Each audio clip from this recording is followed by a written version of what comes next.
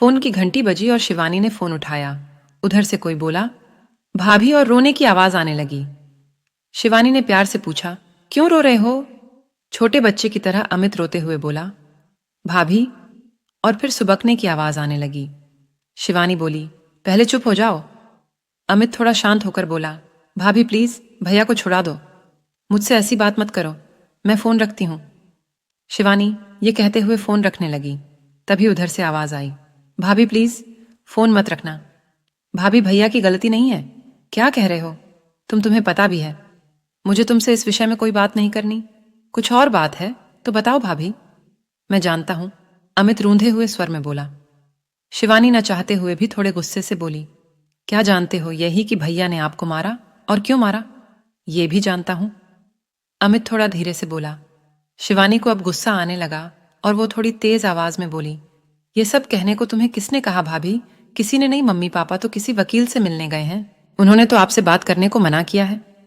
अमित ने जवाब दिया, तो फिर क्यों बात कर रहे हो? तुम इन सब बातों में मत पड़ो। शिवानी गुस्से से बोली, कैसे ना पढ़ूं? वो मेरे बड़े भाई ही नहीं, सब कुछ हैं। मैं उनके बिना कैसे जीऊंगा? गलती मैंने की और सजा भैया भुग रहे हैं। अमित कहकर चुप हो गया। तुमने कोई गलती नहीं की, तुम्हारे भैया ने मुझे मारा है। एक बार भी नहीं, 2 बार। पहले थप्पड़ मारा और फिर अगले दिन गला दबाने की कोशिश की। शिवानी झुंझलाहट में सब बोल गई। अमित भी चीख कर बोला, मां ने कहा था कि उसे सच जान, उसने अमित की स्कूल की यूनिफॉर्म की टाई और बेल्ट क्यों छुपाई थी? वो भैया को बार बार फोन करके परेशान किए जा रही थी। भैया ने बताया था कि आपने ऐसा कुछ नहीं किया। उन्होंने कहा, आप झूठ बोल रही हैं, आप चाहती ही नहीं कि मैं पढ़ूं। बस भैया को गुस्सा आ गया। मैंने सोचा भैया जब शांत हो जाएंगे तो मैं सच बता दूंगा। तुम क्या कह रहे हो? तुम्हें पता भी है? शिवानी हैरान होकर बोली। अमित धीरे से बोला, हाँ भाभी, मैं जानता हूं मैं क्या बोल रहा हूं। 24 जनवरी सुबह 5 बजे आप दोनों बेंगलुरु के लिए निकल गए थे। मुझे लगा था उस दिन मैं स्कूल की छुट्टी कर लूंगा, पर मम्मी पापा बोले, नहीं, कोई छुट्टी नहीं, स्कूल जाओ। स्कूल में मेरा टेस्ट था और मैंने याद नहीं किया था। मम्मी पापा को पता था कि बुधवार को स्कूल की यूनिफॉर्म की चेकिंग होती है, इसलिए मैंने टाई बेल्ट जल्दी से बैग में नीचे डाल दी और उनके साथ ढूंढने लग गया। बस ढूंढते ढूंढते समय कट गया। मम्मी को लगा आप छुपा कर गई हैं। उन्होंने तभी भैया को फोन लगाकर गुस्से में आपके लिए बहुत कुछ कहा और साथ में ये भी कह दिया, आप चाहती ही नहीं मैं पढ़ूं। मुझे यह नहीं पता था यह इतनी बड़ी बात हो जाएगी साइनरी भाभी। शिवानी ने दर्द भरी आवाज में कहा, तुमने यह बात अपने भैया से क्यों नहीं बताई? मैंने भैया को फोन किया था, पर भैया ने कहा, मैं बाद में बात करूंगा। मैं डर भी गया था भाभी, प्लीज मेरे भैया को जेल से निकाल दो, उनकी जिंदगी खराब हो जाएगी। उन्होंने बहुत मेहनत की है, तब जाकर इतनी अच्छी नौकरी मिली है। भाभी प्लीज मेरी खातिर। ये कहकर अमित जोर जोर से रोने लगा। शिवानी बोली, चुप हो जाओ, मैं तुम्हारे भैया को जेल से निकाल दूंगी, पर तुम प्रॉमिस करो, तुम हमारी इन बातों के बारे में कभी किसी को नहीं बताओगे, अपने भैया तक को नहीं। आज के बाद मुझसे बात भी नहीं करोगे। शिवानी ने फोन रख दिया। फोन रखकर वो फूट फूट कर रोने लगी।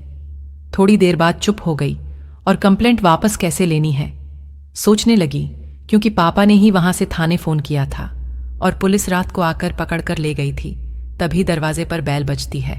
वह दरवाजे के पीपोहोल से देखकर दरवाजा खोल देती है और दरवाजा खोलते ही अपने पापा के गले लगकर खूब रोती है।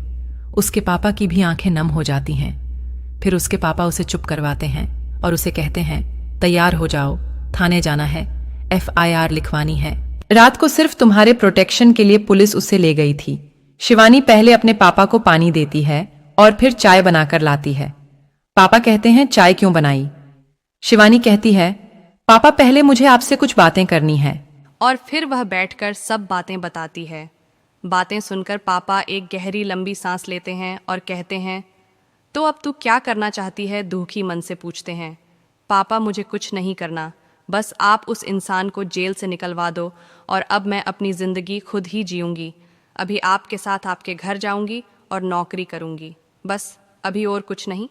उसके पापा उसके सर पर हाथ रखकर एक लंबी सांस लेते हैं और कहते हैं, बेटा, वो तेरा घर है और सदा तेरा ही घर रहेगा। भावुक हो उठते हैं, फिर अपने को संभालते हुए कहते हैं, तू जो चाहे कर, बस खुश रहने की कोशिश कर और खुद के आंसू संभाल नहीं पा रहे थे। ऐसा ही होता है, बाप का प्यार आए तो थे रोष से भरे हुए, ये सोचकर कि उसे सज़ा दिलवाकर ही चैन की सांस लेंगे। पर बेटी के आंसुओं और बातों ने शांत कर दिया। कभी कभी घर की छोटी छोटी बातें घर तबाह कर देती हैं, घर बसने से पहले ही उजाड़ देती हैं, सपनों के ताजमहल मिनट में ढेर कर देती हैं। मेरी बेटी का क्या कसूर था, ये सब सोचते हुए उठते हैं और शिवानी से सामान पैक करने को कहते हैं। फिर पापा बेटी थाने जाने के लिए निकल जाते हैं।